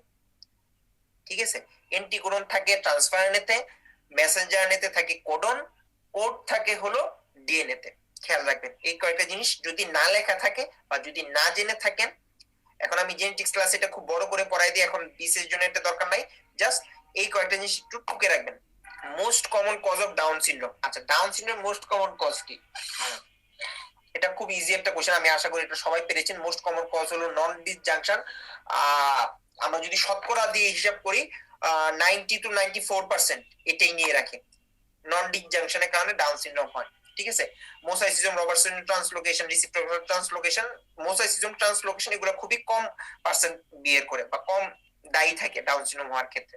ডাউন সিনড্রোম বাচ্চাদের ফিচার গুলো একটু দেখবেন, সাথে স্ক্রিনিং আমরা কি করি নামগুলো একবার দেখে রাখতে পারেন, কিন্তু আপনাদের পরীক্ষার জন্য এই যে কজটা ইম্পর্টেন্ট আর কয়েকটা হাইলাইটেড কিছু ফিচার ইম্পর্টেন্ট। ঠিক আছে, হার্টে কি কি ডিফেক্ট হয় একটু একবার দেখে গেলেন, হ্যাঁ, আর লিম্বে ট্রাঙ্কে কি ডিফেক্ট হচ্ছে সেটা একটু দেখে রাখবেন। Feature of Turner syndrome, Turner সিনড্রোমের কোনটা ফিচার? আচ্ছা, টল স্ট্যাচার। আচ্ছা, এই পরীক্ষাতে আমি দেখতেছি এখন পর্যন্ত আমি যে কোশ্চেন দেখলাম যে সিস্টেম প্যাথোলজিটা কম দেওয়া আছে, তো আপনার এটা দেখে যে মেইনলি প্যাথোলজি আর মাইক্রোবায়োলজি নিয়ে দেখলাম কোশ্চেন, সিস্টেম প্যাথোলজি দেখলাম যে কোশ্চেন আছে শেষের দিকে। আপনারা হয়তো ভাবতে পারেন যে ভাই সিস্টেম প্যাথোলজি এখানে তো কম দেওয়া হয়েছে। ভাইয়া মেডিসিনের যখন পরীক্ষাটা হবে আপনার নাকি হয়ে গেছে ঠিক আমি জানি না, আর আমি তো জানি না আসলে কবে আপনাদেরকে কোন ভিডিও দিচ্ছে বা ক্লাস রুটিন সম্বন্ধে আমার ধারণা নেই। তো মেডিসিনে গিয়ে আপনারা ওই ইয়েটা পাবেন, একই ডিজিজ গুলা সিস্টেম প্যাথোলজিতে আছে, মেডিসিনও আছে একই। আপনার যদি এখানে যদি সিস্টেম প্যাথোলজি নিয়ে যদি মোস্ট অফ দি কোয়েশ্চেন করা হয়, আবার মেডিসিনও যদি করা হয়, তাহলে আপনারা দেখবেন যে একই টপিকস বারবার রিপিটেশন হচ্ছে। ঠিক আছে, তো সেটা ইয়ে করার জন্য এই কোয়েশ্চেনটাতে মেইনলি জেনারেল প্যাথোলজি, মাইক্রোবায়োলজি এই পোর্শনটাকে গুরুত্ব দেওয়া হয়েছে, সিস্টেম প্যাথোলজি থেকে হাইলাইটেড দেখলাম কিছু কোয়েশ্চেন আছে। Feature of Turner syndrome, Turner সিনড্রোমের কোনটা ফিচার? টল স্ট্রেচার না, এটা হলো ক্লাইনফেল্টার সিনড্রোমের ফিচার। সিঙ্গেল ক্রিজ, এটা ডাউন সিনড্রোমে আবার চলে যাচ্ছে। Short end mode fourth metacarpal, এটা টার্নার সিনড্রোমের ফিচার। সেকেন্ডারি অ্যামিনোরিয়া না, প্রাইমারি অ্যামিনোরিয়া হয় টার্নার সিনড্রোমে। ঠিক আছে, টার্নার সিনড্রোমে ক্যারিওটাইপিংটা, এই যে ডিজিজ গুলা ক্যারিওটাইপিংটা জেনে রাখতে হবে। এটা 45 ও ক্লাইনফেল্টার সিনড্রোমে 47 XXY, এগুলো একটু জেনে রাখতে হবে। আর হাইলাইটেড কিছু ফিচার জেনে রাখতে হবে আপনার, এত ডিপে যাওয়ার দরকার নেই এগুলাতে। এক্সাম্পল অফ ননসেন্স মিউটেশন, এটা একটা ক্লিনিক্যাল টাইপ কোশ্চেন হয়ে গেছে, ভালো একটা কোশ্চেন। যে মিউটেশনের যে টাইপ গুলো আমরা পড়ি পয়েন্ট মিউটেশনে, সেখানে আছে আপনারা দেখবেন যে silent mutation, missense mutation, nonsense mutation. তো একটাতে সাইলেন্ট মিউটেশনে কি হয়, বেস পেয়ারটা চেঞ্জ হচ্ছে বাট অ্যামাইনো অ্যাসিড কোডিং এ কোনো চেঞ্জ হয় না। ঠিক আছে, মিসসেন্স মিউটেশনে বেস পেয়ারও চেঞ্জ হচ্ছে, অ্যামাইনো অ্যাসিড কোডিংও চেঞ্জ হচ্ছে। আর ননসেন্স মিউটেশনে কি হয়, বেস পেয়ারটা চেঞ্জ হয়ে স্টপ কোডন হয়ে যায়, যার কারণে এদিকে ট্রান্সলেশনটা স্টপ হয়ে যায়। আপনাদের কাছে হয়তো একটু কঠিন লাগতেছে এই কথাগুলা। যাই হোক, মিসসেন্স মিউটেশনের এক্সাম্পল হলো সিকেল সেল অ্যানিমিয়া, আর ননসেন্স মিউটেশনের এক্সাম্পল হলো বিটা থ্যালাসেমিয়া। এটার আনসারটা তো, এটা আনসারটা সি হবে ভাইয়া, এটার আনসারটা সি হবে। আমি আমি নিজে এটার জন্য দুঃখিত, আমি জানি না এটা মানে আর কি আনসারটা হয়তো বা টাইপিং মিস্টেক হয়েছে বা আপনাদের কাছে ইয়ে হয়েছে, এটা নিয়ে আমি আপনাদেরকে রিকোয়েস্ট করবো যে এটা ক্ষমা সুন্দর দৃষ্টিতে দেখবেন। এটার আনসারটা যারা যারা বিটা থ্যালাসেমিয়া দিয়েছেন তাদের আনসারটা হবে। ঠিক আছে, এটা এক্সাম্পল অফ ননসেন্স মিউটেশন এক্সাম্পলের আনসার হলো বিটা থ্যালাসেমিয়া। ঠিক আছে, এটার আনসারটা হবে 33 এর আনসার হবে option C, not option B. এটা বিটা থ্যালাসেমিয়া হবে আনসার, অপশন সি। ননসেন্স মিউটেশনের এক্সাম্পল হলো beta thalassaemia, sickle cell anaemia হলো মিসসেন্স মিউটেশনের এক্সাম্পল। ঠিক আছে, যারা যারা অপশন সি দিয়েছেন তারা হয়তো বা ধরে নিতে মানে আর কি ভাবতেছেন যে আপনাদের আনসারটা ভুল হয়েছে, আপনাদের আনসার ঠিক আছে ভাইয়া। হ্যাঁ, আর যদি কেউ অপশন বি দিয়ে থাকেন না জেনে, তারা ভাবতেছেন যে না আমি নাম্বারটা পেয়েছি, আপনার আনসারটা ভুল হয়েছে। হোয়াইট ইনফার্ট ইজ সিন ইন, কোথায় কোথায় হোয়াইট ইনফার্ট দেখা যায়? সাধারণত সলিড যে অর্গান গুলো আছে, হার্ট, স্প্লিন, কিডনি, ওগুলাতে আমরা হোয়াইট ইনফার্ট দেখে থাকি। হোয়াইট ইনফ্যাক্ট হবে না, হোয়াইট ইনফ্যাক্ট হবে। আশা করি আপনারা সবাই বুঝেছেন। Major sign of fat embolism does not include, fat এম্বলিজমের মেজর সাইন কি কি আছে? ফ্যাট এম্বলিজমের মেজর সাইন সিম্পটমের মাঝে পড়ে হলো রেসপিরেটরি ইনসাফিসিয়েন্সি, নিউরোলজিক্যাল ডেফিসিট, আর হলো পেটিকিয়াল র্যাশ, স্কিন র্যাশ যেগুলো বলে, এগুলো হলো মেজর সাইন। মাইনর সাইনে আছে হলো এনিমিয়া, ফিভার, টেকিকার্ডিয়া, টেকিপনিয়া, থ্রম্বোসাইটোপেনিয়া, এগুলো হলো মাইনর সাইন। বলছেন মেজর সাইনের মাঝে কোনটা পড়ে না? রেসপিরেটরি সাইন পড়বে, নিউরোলজিক্যাল ডেফিসিট পড়বে, স্কিন র্যাশ পড়বে, থ্রম্বোসাইটোপেনিয়া পড়বে না, কারণ এটা হলো minor sign. Lab finding in DIC, lab finding in DIC. ঠিক আছে, ডিআইসি থেকে ডিসিমিটেড ইন্ট্রাভাস্কুলার কোয়াগুলেশন থেকে এটা পজিটিভ ফ্যাক্টর গুলা পড়বেন, আর ল্যাবরেটরি ফাইন্ডিংসটা পড়বেন। ঠিক আছে, তো সেখানে ব্লিডিং টাইমটাও বাড়বে, ক্লটিং টাইমটাও বাড়বে। ঠিক আছে, প্লাটিলেট কাউন্ট, ইন্ট্রাভাস্কুলার কোয়াগুলেশন হচ্ছে, এখানে প্লাটিলেট কাউন্টটা কমতেছে, থ্রম্বোপ্লাস্টিন জেনারেশন টাইমটাও কমতেছে। ঠিক আছে, যাই হোক, তো এটা আনসার হবে ব্লিডিং টাইমটা বেড়ে যাচ্ছে, option A. Feature of progressive phase of shock. আচ্ছা, প্রগ্রেসিভ ফেজের ফিচার হলো widespread tissue hypoxia. Widespread tissue হাইপোক্সিয়ার কারণে কি হয়, আপনার অ্যানারোবিক গ্লাইকোলাইসিস হচ্ছে। অ্যানারোবিক গ্লাইকোলাইসিস হলে কি হচ্ছে, ল্যাকটিক অ্যাসিডোসিস হচ্ছে, পিএইচ কমে যাচ্ছে, আর ডিআইসি হচ্ছে। এগুলো হলো প্রগ্রেসিভ ফেজের ফিচার। আচ্ছা, আমরা এখন অপশনগুলো দেখি। ARDS, DIC, wide spread sell injury, oliguria. ARDS এর রেসপিরেটরি শাটডাউন হচ্ছে ইরিভার্সিবল ফেজে। ওয়াইড স্প্রেড সেল ইনজুরি হচ্ছে লাইজোজোমাল এনজাইম লিকেজের কারণে ইরিভার্সিবল ফেজে। ঠিক আছে, তো ডিআইসিটা হলো প্রগ্রেসিভ ফেজের feature. Test tube with swab stick is sterilised by autoclaving, hot air oven, boiling, filtration. এটার আনসারটা হলো hot air oven. Hot air oven দিয়ে এই সোয়াপ স্টিক ছাড়াও, টেস্ট টিউবে সোয়াপ স্টিক ছাড়াও আপনার glass ware, glass pipette, glass syringe, এই গ্লাস জাতীয় যেগুলো আছে সেগুলো আপনি স্টেরিলাইজেশন করতে পারেন। ঠিক আছে, হট এয়ার ওভেনটা খুব ভালো করে পড়বেন, অটোক্লেভটা খুব ভালো করে পড়বেন। Cell does not take part in cell mediated immunity, ব্র্যাকেটে দেওয়া আছে ইনেট। আচ্ছা, ভালো question. Macrophage, dendritic cell, basophil, natural killer cell. ঠিক আছে, আচ্ছা, এটার আনসার তো বেজোফিল। আমি আশা করি এটাও সবাই পেরেছেন। তো এখানে যদি ব্র্যাকেটে ইনেট না থেকে অ্যাডাপটিভ থাকতো ভাইয়া, যদি অ্যাডাপটিভ থাকতো, আর যদি কোন সেলটা টেক পার্ট করে এটা যদি থাকতো, তাহলে আমাদের আনসার হতো কিন্তু টি সেল। হ্যাঁ, হেল্পার টি সেল, সাইটোটক্সিক টি সেল, ওটা সেল মিডিয়েটেড ইমিউনিটিতে, অ্যাডাপটিভ ইমিউনিটিতে কাজ করে থাকে ওই সেলগুলা। ঠিক আছে, এখন এখানে আপনার কাছে জানতে চাওয়া হয়েছে cell does not take part in cell mediated immunity, bracket আবার ইনে। ঠিক আছে, macrophage, dendritic cell, natural killer cell সবগুলাই টেক পার্ট করে থাকে, বেজোফিল করে না। কিল্ড ভ্যাকসিন, এটা আনসার তো পোলিও, সবাই জেনেই গেছেন। পোলিওর একটা কিল্ড ভ্যাকসিন আছে, আইপিভি বলে যেটাকে।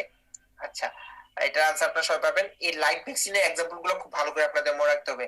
মিজেল, মামস, রুবেলা, তারপরে ইয়েলো ফিভার ভাইরাস, তারপরে টিউবারকুলোসিস, টিউবারকুলোসিসের জন্য আমরা যেটা দেই, তারপর ভেরিসেলা, ইনফ্লুয়েঞ্জা, তারপর পোলিও, তারপর স্মল পক্স, তারপরে এডেনো ভাইরাস, রোটা ভাইরাস, এগুলো হলো লাইভ ভ্যাকসিন। ঠিক আছে, পোলিওটা তো আবার কিল ভ্যাকসিন। তারপর কিছু এক দুইটা সাব ইউনিট ভ্যাকসিন নাম আছে, ওগুলো একটু দেখে রাখতে হবে ভাই। এই যে এখানে পোলিওটা কিন্তু লাইভ ভ্যাকসিন, আবার কিল ভ্যাকসিন, একটু দেখে রাখেন। আর মিজেল, মামস, রুবেলা হলো লাইভ ভ্যাকসিন শুধুমাত্র। Diarrhoea in H patient is caused by, এটা একটা অপরচুনিটিক ইনফেকশন থেকে কোশ্চেনটা করা হয়েছে। ঠিক আছে, এই কোশ্চেনটা করা হয়েছে অপরচুনিটিক ইনফেকশন থেকে। Diarrhoea in H patient, H পেশেন্টে কি কি ডায়রিয়ার জন্য কোন অর্গানিজমটা দেয়, এটা হলো ক্রিপ্টোস্পোরিডিয়াম। ঠিক আছে, নিউমোনিয়ার জন্য কোনটা দেয়, ঠিক আছে, এইডস পেশেন্টে, এই জিনিসগুলো একটু দেখে রাখতে হবে। তারপরে হলো ট্রাভেলার্স ডায়রিয়ার জন্য কোন অর্গানিজম দেয়, তারপর ব্লাডি ডায়রিয়ার জন্য কোন অর্গানিজম দেয়। এগুলা ডায়রিয়া যখন পড়বেন, এই জিনিসগুলো সবগুলো একটা পেজে নোট করে ফেলতে হবে আপনাকে। ঠিক আছে, একবার এইডস পড়বেন, তারপর আরেকবার ওই স্ট্রেপ্টোকোকাস পড়তেছেন, আবার ভিব্রিও কোলোরি পড়তেছেন, তারপর সালমোনেলা পড়তেছেন, সব সিজেলা পড়তেছেন, সবগুলাতেই, তারপর ইকোলাই পড়তেছেন, সবগুলাতেই ডায়রিয়া পাচ্ছেন। ঠিক আছে, আপনার কাছে যাতে গোছানো থাকে জিনিসটা। Feature of late syphilis, late সিফিলিসের ফিচার কোনটা? আসেন, প্রাইমারি সিফিলিসের ফিচার হলো, যদি একটা ফিচার মনে রাখেন, শ্যাঙ্কার মনে রাখবেন। আচ্ছা, শ্যাঙ্কার ক্যাঙ্কার আমরা একটা পড়তাম। আচ্ছা, তারপর সেকেন্ডারি সিফিলিসের ফিচার আপনি যদি মনে রাখতে চান, মনে রাখবেন ম্যাকুলোপেপুলার র্যাশ, তারপর হলো কন্ডাইলোমাটালাটা, ঠিক আছে, এই যে পেচি অ্যালোপেশিয়া, এগুলো মনে রাখবেন। আর হলো snail track ulcer, snail track ulcer, এগুলো হলো সেকেন্ডারি সিফিলিসের ফিচার। আর যদি লেট বা টারশিয়ারি সিফিলিসের ফিচার যদি মনে রাখতে চান, কয়েকটা মনে রাখবেন, যেমন ওই যে গামা টারশিয়ারি সিফিলিসে পাওয়া যাবে, তারপরে নার্ভাস সিস্টেমে পাওয়া যাবে টেবিস পেরেসিস, তারপরে কার্ডিওভাস্কুলার সিস্টেমে পাওয়া যাবে অ্যাওর্টাইটিস। ঠিক আছে, অ্যাওর্টাতে যদি ইনফ্লামেশন হয়। আচ্ছা, তো এগুলো প্রাইমারি, শ্যাঙ্কারটা মনে রাখবেন। সেকেন্ডারি কথা, সেকেন্ডারি সিফিলিসের কথা বলছি। আর হলো ওই যে লেট বা টারশিয়ারি সিফিলিসের কয়েকটা ফিচার, এই কয়েকটা, একটা দুইটা হাইলাইটেড কয়েকটা ফিচারের নাম মনে রাখবেন, কোনটা কোন ফেজে পাওয়া যাচ্ছে। ভিরুলেন্স ফ্যাক্টর ফর নিশিরিয়া গনোরি। আচ্ছা, লাইপোপলিস্যাকারাইড না, লাইপোপলিস্যাকারাইড না, লাইপোলিগোস্যাকারাইড, ইনার মেমব্রেন প্রোটিন না, আউটার মেমব্রেন প্রোটিন। পিলাই, হ্যাঁ পিলাই পাওয়া যাবে। ইমিউনোগ্লোবিন ই প্রোটিয়েজ না, ইমিউনোগ্লোবিন এ প্রোটিয়েজ। চারটাই আছে ভিরুলেন্স ফ্যাক্টর গনোরিয়াতে। কোশ্চেন করতে একটু ইয়েগুলো চেঞ্জ করে দিছে, লাইপোলিগোস্যাকারাইড হলে এটা হতো, আউটার মেমব্রেন প্রোটিন হলে এটা হতো। পিলাই তো আনসারই, আর ইমিউনোগ্লোবিন এ প্রোটিয়েজ হবে। আচ্ছা, parasite diagnose by sputum examination, ভাই এখান এটা থেকে আমি কিছু বলবো না, কিন্তু প্যারাসাইটোলজি থেকে আমি এই কয়েকটা কথা বলে দিতে পারি মাইক্রোবায়োলজির, যে ওই প্যারাসাইটোলজির এই পেজটা খুব ভালো করে পড়ে যাবেন। কোনটা স্পুটামে পাওয়া যায়, কোনটা ইউরিনে পাওয়া যায়, কোনটা এনিমিয়া করে, কোনটা অটো ইনফেকশন করে, ঠিক আছে? এগুলা কিন্তু আপনার পরীক্ষার জন্য, কোনটা ব্লাডে পাওয়া যায়, এগুলো আপনার পরীক্ষার জন্য খুবই ইম্পর্টেন্ট, ঠিক আছে? আচ্ছা, এখানে আনসার দেওয়া আছে ওয়েস্টার্ন মিনি, নেমের কিছু বলবো না, পরের কোশ্চেনে চলে যাই। প্যারাসাইট হেলমিন্থ কজিং এনিমিয়া, ওই যে একই কোশ্চেন আমি মাত্র যেটা বললাম, নিকেটর আমেরিকানা, এটার আনসার। Cause of meningitis in pre school child. আচ্ছা, মেনিনজাইটিসটা ভাই যখন পড়বেন চেষ্টা করবেন এটা কজ প্রি স্কুল চাইল্ড, তারপরে হলো নিওনেট, তারপরে একটু ওল্ডার বা অ্যাডাল্টে মেনিনজাইটিস এর পজিটিভ এজেন্টটা পড়ে ফেলতে, সাথে করে এটার ব্যাকটেরিয়াল, ভাইরাল, টিউবারকুলার, মেনিনজাইটিস একটা ডিফারেন্স আছে, সেটাও একটু পড়ে ফেলার জন্য সাথে সিএসএফটা একটু পড়ে ফেলবেন, ঠিক আছে? তাহলে আপনার মেনিনজাইটিস পড়াটা আপনার গুছানো হয়ে গেল। হাইলাইটেড পোর্শন গুলো আপনি দেখে রাখবেন, ঠিক আছে? কজ অফ মেনিনজাইটিস, এখানে প্রি স্কুল চাইল্ডে কিছু কমন কিছু অর্গানিজম আছে, যেমন হেমোফাইলাস, ইনফ্লুয়েঞ্জি, তারপর নিশেরিয়া, তারপর আছে হলো আপনার স্টেপ্টোকোকাস। আর কিছু আনকমন অর্গানিজম যদি বলতে চাই তাহলে সেটা হলো যেটা আপনার আনসার দেওয়া আছে, মাইক্রোব্যাকটেরিয়াম টিউবারকুলোসিস, ঠিক আছে? আমরা কমন পড়ার দরকার নেই, আমরা এখন সব আনকমন পড়বো। এই যে একটা আনকমন কোশ্চেন পেয়ে গেছি। আচ্ছা, দেখি সিস্টেমিক কোশ্চেন তো পাচ্ছি, তাহলে আমরা ওটা নার্ভাস সিস্টেম, এখন আমরা চলে আসছি রেনাল সিস্টেমে। প্রাইমারি গ্লোমেরুলোনেফ্রাইটিস, প্রাইমারি গ্লোমেরুলোনেফ্রাইটিস এর মাঝে কোনটা নাই? এটাও আশা করি সবাই পেরেছেন। যারা প্রাইমারি গ্লোমেরুলোনেফ্রাইটিস এর কি কি কম্পোনেন্ট যারা মেডিসিনে ভাইয়া পুরো জানেন, তারাও আশা করি এটা পারছেন। আর যারা যারা প্রাইমারি গ্লোমেরুলোনেফ্রাইটিস এর কম্পোনেন্টটা জানেন না, তারাও আশা করি এটা পারছেন। মেমব্রেন, কারণ সি নাম্বারে এমনই একটা অপশন দেওয়া হয়েছে, membranous glomerulopathy, minimal change disease, immunoglobulin A nephropathy. এটা ছাড়াও আপনার মেমব্রেনোপ্রলিফারেটিভ নেফ্রোপ্যাথি আছে, তারপর হলো ইনফেকশন রিলেটেড কিছু নেফ্রোপ্যাথি আছে, ওগুলো হলো প্রাইমারি গ্লোমেরুলোনেফ্রাইটিস এর কম্পোনেন্ট। আচ্ছা, তো গ্লোমেরুলোনেফ্রাইটিস এগুলো যখন পড়বেন ভাইয়া, এটার সাথে ওই যে একিউট পোস্ট স্ট্রেপ্টোকক্কাল যে গ্লোমেরুলোনেফ্রাইটিস, এটা একটু পড়ে ফেলবেন, এটা একটু পড়ে ফেলবেন গ্লোমেরুলোনেফ্রাইটিসে, তাহলে ভালো হবে। তারপরে আর কিডনি থেকে যদি আরেকটা ডিজিজও পড়েন, সেটা হলো সিকেডি, ক্রনিক কিডনি ডিজিজ। এই কয়টা ডিজিজ ছাড়াও আর যদি কিছু পড়তে চান, ক্রনিক কিডনি ডিজিজটা পড়বেন। কজ অফ হাইপারথাইরয়েডিজম, হাইপারথাইরয়েডিজমের কজ কোনটা? আচ্ছা, হাইপারথাইরয়েডিজম যদি থাইরয়েড স্টিমুলেটিং হরমোন যদি থাইরয়েডকে স্টিমুলেট না করে, তাহলে কি হাইপারথাইরয়েডিজম হবে? হবে না। তো থাইরয়েড স্টিমুলেটিং হরমোন আসবে তো হলো আপনার পিটুইটারি থেকে, পিটুইটারিকে আবার স্টিমুলেট করবে কে? হাইপোথ্যালামাস। তাহলে এগুলো যদি ফেলিউর করে, তাহলে হাইপারথাইরয়েডিজম হবে? হবে না। আয়োডিন ডেফিসিয়েন্সিতে কোনো হাইপারথাইরয়েডিজম হবে না। আয়োডিন, আয়োডিন ইনডিউসড হাইপারথাইরয়েডিজম অপশনই দিয়ে দিছে সি নাম্বার অপশনে, ঠিক আছে? আশা করি এটা সবাই পেরেছেন, সহজ কোশ্চেন করা হয়েছে। Which is not a complication of cirrhosis of liver. আচ্ছা আচ্ছা, এর আগে কোশ্চেনটা এন্ডোক্রাইন থেকে, এখন কোশ্চেনটা হ্যাপাটোলজি থেকে। আচ্ছা, ভালো কোশ্চেন। সিরোসিস অফ লিভার, এটা তো লিভার থেকে যদি পড়ে যেতে চান আপনি, আমি কিন্তু প্রত্যেকটা সিস্টেম থেকে একটু একটু করে বলে দিচ্ছি, তাহলে এরপরে যে আর এই একটা কোশ্চেন পরে আমি একটু শর্ট সাজেশন দিতে দেওয়ার চেষ্টা করবো, তাহলে আমার এটা কমে গেল না, কষ্টটা কমে গেল। হ্যাপাটোলজি থেকে যদি পড়েন, সিরোসিস অফ লিভারটা পড়বেন, হ্যাপাটাইটিসটা পড়বেন। ভাইয়া দুটাই পড়ে গেছি, পরীক্ষায় গিয়ে কোশ্চেন খুলে দেখি লিভার অ্যাবসেস থেকে কোশ্চেন আসছে, আমি এটার জন্য দায়ী না। লিভার অ্যাবসেস থেকে যদি চলে আসে, কিছু করার নাই।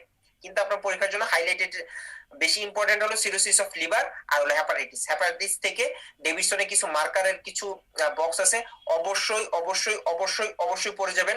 প্রত্যেকটা হ্যাপাটাইটিসের টাইপ আছে, hepatitis A, B, C, D, E, ঠিক আছে? ওগুলোর ডিফারেন্সিয়েটিং একটা টেবিল আছে ডেভিডসনে, অবশ্যই অবশ্যই পড়ে যাবেন, ঠিক আছে? আচ্ছা, সিরোসিস অফ লিভারের কমপ্লিকেশন কোনটি নয়? Hepatic encephalopathy, variceal bleeding, hepatocellular carcinoma, nephrotic syndrome. Cirrhosis of লিভারে নেফ্রোটিক সিনড্রোম কখনো হওয়ার সম্ভাবনা নেই, ঠিক আছে? এটা আশা করি আপনারা পেরেছেন। সেকেন্ডারি টিউবারকুলোসিস ডিভার্সম, আচ্ছা এটা রেসপিরেটরি থেকে কোশ্চেন করা হয়েছে, টিউবারকুলোসিস থেকে কোশ্চেন করা হয়েছে। তাই প্রত্যেকটা সিস্টেমিক প্যাথোলজিতে টাচ করা হয়েছে মোটামুটি, এবং হাইলাইটেড ডিজিজ গুলো থেকে কোশ্চেন করা হয়েছে। তারপরে যদি কিছু ডিজিজ আপনারা মনে করে থাকেন যেগুলো থেকে কোশ্চেন আসতে পারে, ওয়েট করেন, মেডিসিনে সেগুলো থেকে কোশ্চেন হবে মেডিসিন পোর্শনে যখন আপনারা পরীক্ষাটা দিবেন। Secondary tuberculosis differs from primary tuberculosis. Exogenous source of infection না, এখানে যদি এটা যদি ট্রু ফলস টাইপের কোশ্চেন হতো ভাই, তাহলে এ নাম্বারটা ট্রু হইতো। এটা সেকেন্ডারি টিবি এক্সোজেনাস সোর্স থেকে আসতে পারে, এন্ডোজেনাস সোর্স থেকে আসতে পারে। বাট এখানে কোশ্চেনটা করা হয়েছে সেকেন্ডারি টিবি কে আমি প্রাইমারি টিবি থেকে কিভাবে ডিফারেন্সিয়েট করব। প্রাইমারি টিবিটা কি? ফার্স্ট টাইম যখন ইনফেকশন হচ্ছে, অলরেডি সেন্সিটাইজড পার্সনের ক্ষেত্রে যখন হবে, তখন ওটাকে আমরা বলতেছি হলো সেকেন্ডারি টিবি। তো primary TB source exogenous, secondary exogenous হতে পারে, এন্ডোজেনাস হতে পারে। সাব প্লুরাল প্যারেনকাইমাল লেশন, না সাব এপিকাল হবে, সাব এপিকাল হবে, ঠিক আছে। আচ্ছা, স্পেয়ারিং অফ হাইলার লিম্ফ নোড, হ্যাঁ হাইলার লিম্ফ নোডটাকে ইনভলভ করে না সেকেন্ডারি টিবি, ঠিক আছে। আর এটা অলওয়েজ মোটামুটি সবসময় এটা ইনভলভ হয় প্রাইমারি টিবির ক্ষেত্রে, মোস্টলি ইন চাইল্ড, না মোস্টলি ইন অ্যাডাল্ট, চাইল্ডের ক্ষেত্রে বেশি হয় প্রাইমারি টিবিটা, ঠিক আছে। তো টিবির ক্ষেত্রে এটা পড়লেন, সাথে সাথে আপনি একটু টিবির ক্যাটেগরি ওয়াইজ ট্রিটমেন্টটা একটু দেখলেন, ঠিক আছে। টিবির জন্য যদি একটাও যদি গোল্ড স্ট্যান্ডার্ড যদি ইনভেস্টিগেশন জিন এক্সপার্ট এগুলো একটু দেখে রাখলেন, ঠিক আছে। তারপর মন্টুক্স টেস্ট, এমটি যে টেস্ট, মন্টুক্স টেস্ট বলতে আমরা যেটা করি এটা ইন্টারপ্রিটেশনটা বা এটা একটু দেখলেন, আর বিসিজি সম্বন্ধে একটু পড়লেন, বাস। একটু যদি আপনি পড়েন, ও গনস ফোকাসটা একটু পড়বেন, ঠিক আছে। এইটা যদি আপনি পড়েন, আপনি এটা আপনার সবাই আপনারা গ্রাজুয়েশনে পড়ে সবাই এটা কম বেশি আপনার টিবিটা পড়া আছে। আপনি যদি দেখেন আপনি হাফ এন আওয়ারের বা 1 আওয়ারের মাঝে টিবিটা আপনার রেসপিরেটরি ফিজিওলজি বলেন বা প্যাথোলজি বা মেডিসিন বলেন, টিউবারকুলোসিস সম্বন্ধে ভালো একটা ধারণা বা ভালো একটা ছোট্ট একটা নোট আপনাদের হয়ে যাবে, ঠিক আছে। তো এই হলো আপনাদের আজকে কোশ্চেন। একটা কোশ্চেনে 33 নাম্বার কোশ্চেনে একটা একটু টাইপিং ভুলই ধরবো, এটা যেহেতু প্রিন্টিং মিস্টেক বলবো না, কারণ প্রিন্টিং মিস্টেক বলে বলে অভ্যস্ত হয়ে গেছি, কিন্তু এখন করোনার কারণে তো সামনাসামনি দেখা হচ্ছে না, সুতরাং প্রিন্টিং মিস্টেক বলার ওয়ে নাই। তো এই হলো আপনাদের কোশ্চেন ছিল 33 নাম্বার অপশনটাতে, অপশনটা হবে বিটা থ্যালাসেমিয়া, আনসার হবে এই একটা, খালি আনসার একটু দেওয়া আছে, আর বাকিগুলা নিয়ে তো কথা বললামই। এখন ভাই একটা কথা বলে দিই যে কি পড়বেন প্যাথোলজি থেকে, জেনারেল প্যাথোলজিটা পড়বেন, sell injury, genetics, inflammation, neoplasm, তারপরে হিলিং হেমোডাইনামিক। এখানে মনে রাখবেন এই যে হিলিং হেমোডাইনামিক্সে আমি একটা টপিক থেকে আসি, সেল ইনজুরি থেকে আসি, সেলুলার অ্যাডাপ্টেশনটা ভালো করে পড়বেন, ক্যালসিফিকেশনটা ভালো করে চেষ্টা করবেন, নেক্রোসিস, অ্যাপোপ্টোসিস, এগুলো ক্লিনিক্যালি ওরিয়েন্টেড, এগুলো থেকে কোশ্চেন আসার সম্ভাবনা বেশি। তারপর জেনেটিক্সে যখন যাব, জেনেটিক ডিসঅর্ডার যেগুলো আছে এগুলো একটু ভালো করে পড়বেন, মেন্ডেলিয়ান ডিসঅর্ডারটা একটু দেখলেন, তারপরে মিউটেশনটা একটু দেখলেন, ঠিক আছে। তারপর আপনি চলে যান ইনফ্লামেশনে, ইনফ্লামেশন নিয়ে বলেছি যে একুইট ইনফ্লামেশন, ক্রনিক ইনফ্লামেশন আলাদা আলাদা করে পড়বেন। একুইট ইনফ্লামেশন থেকে ফেগোসাইটোসিস, কেমোটেক্সিস, কেমিক্যাল মেডিয়েটর, ঠিক আছে, এক্সুডেট, ট্রানজুডেট, এটা একটু দেখলেন। ক্রনিক ইনফ্লামেশন থেকে জায়ান্ট সেল টা একটু দেখলেন। মেইনলি পড়বেন গ্রানুলোমাটাস ইনফ্লামেশনটা, হ্যাঁ। আর একটা সেল যদি পড়তে চান সেটা হলো ম্যাক্রোফেজ। আসেন হিলিং হেমোডাইনামিক্সে, হেমোডাইনামিক ডিসঅর্ডার মধ্যে সবচেয়ে বেশি আপনাদের পরীক্ষার জন্য যেটা ইম্পর্টেন্ট সেটা হলো শক। এখন শকে বা প্যাথোলজিতে দেওয়া আছে এইটা, এই শক মানে এই টাইপ, তারপরে ফেজ গুলো সম্বন্ধে বলা আছে, ঠিক আছে। এখন এই কারণে এই কোশ্চেনটা দেওয়া আছে, কিন্তু ক্লিনিক্যালি আপনার কোশ্চেনটা আপনার এভাবে হয় না। শকে আপনার পেশেন্টে কি কি মনিটরিং করেন সেটা আপনাকে জানতে হবে। তারপর শকে পেশেন্ট, একটা পেশেন্ট যদি চলে যায়, আপনি কি ফ্লুইড দিয়ে প্রথমে ওই পেশেন্টটাকে আপনি করবেন, রিসেসিটেট করবেন, সেটা আপনাকে জানতে হবে।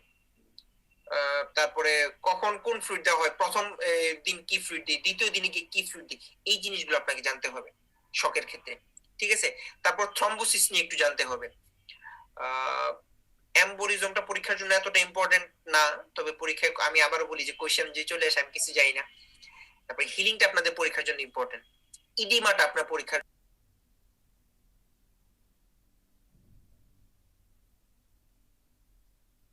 জন্য ইম্পর্টেন্ট, ঠিক আছে। আচ্ছা, তারপর নিওপ্লাজমে আসি, নিওপ্লাজমে অনেক কিছু আছে ভাই। তারপর আমি বলি যে ওই যে প্যারানিওপ্লাস্টিক সিনড্রোম, তারপর oncogenic virus, bacteria, Parasite, chemical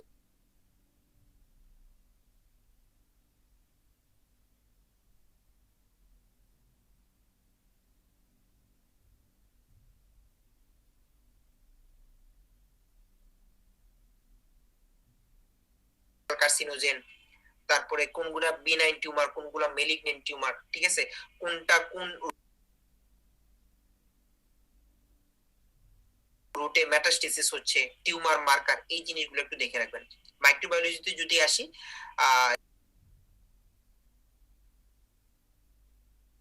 general ব্যাকটেরিওলজিটা একটু কয়েকটা হাইলাইটেড পোরশন গুলো দেখবেন জেনারেল ব্যাকটেরিওলজি, ঠিক আছে, একদম এটাতে ডিপে যাবেন না।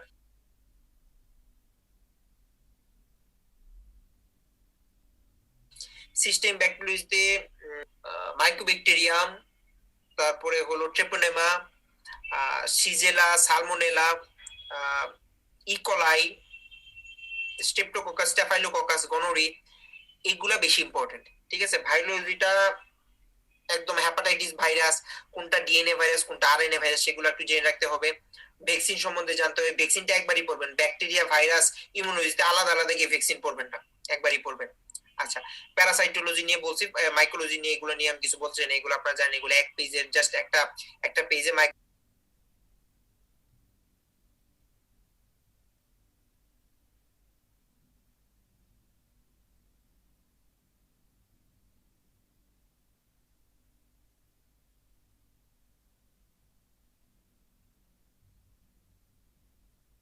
মাইক্রোলজিটা নোট করে রাখবেন। পরীক্ষার আগে ওটাই দেখে যাবেন। তারপর ইমিউনোলজিতে হাইপার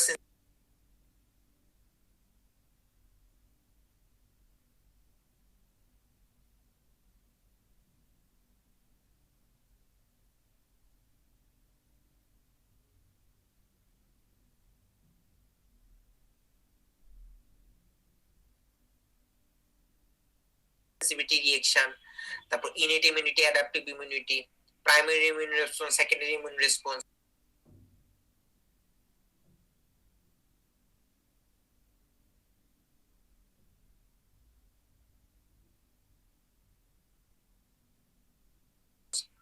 হ্যাঁ, একুয়েট ইমিউনিটি, এগুলো একটু দেখে যাবেন। ইমিউনোগ্লোবিলিনটা একটু দেখবেন। তারপর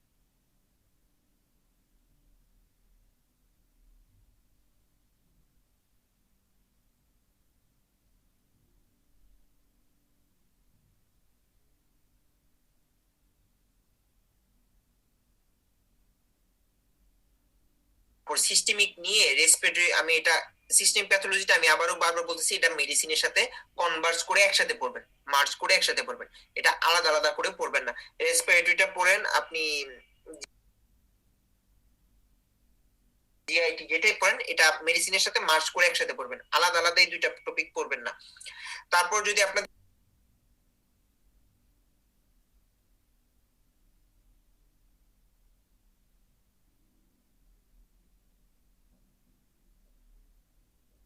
কোনো টপিকসে যদি সমস্যা হয় আমাকে জানাবেন। ওই Genesis BCS care Facebook page আছে, আমার ফেসবুক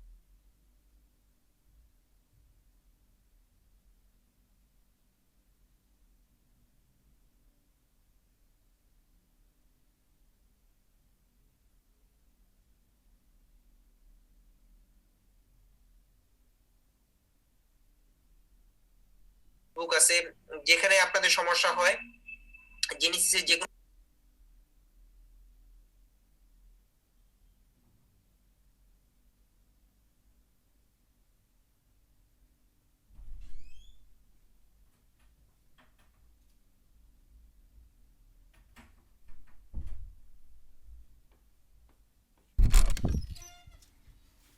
পেজে অথবা আমার মেসেঞ্জারে আপনাদের সমস্যাটা, যে ভাইয়া এই টপিকসটাতে সমস্যা হচ্ছে, বা ভাইয়া এই কোয়েশ্চেনটা আনসারটা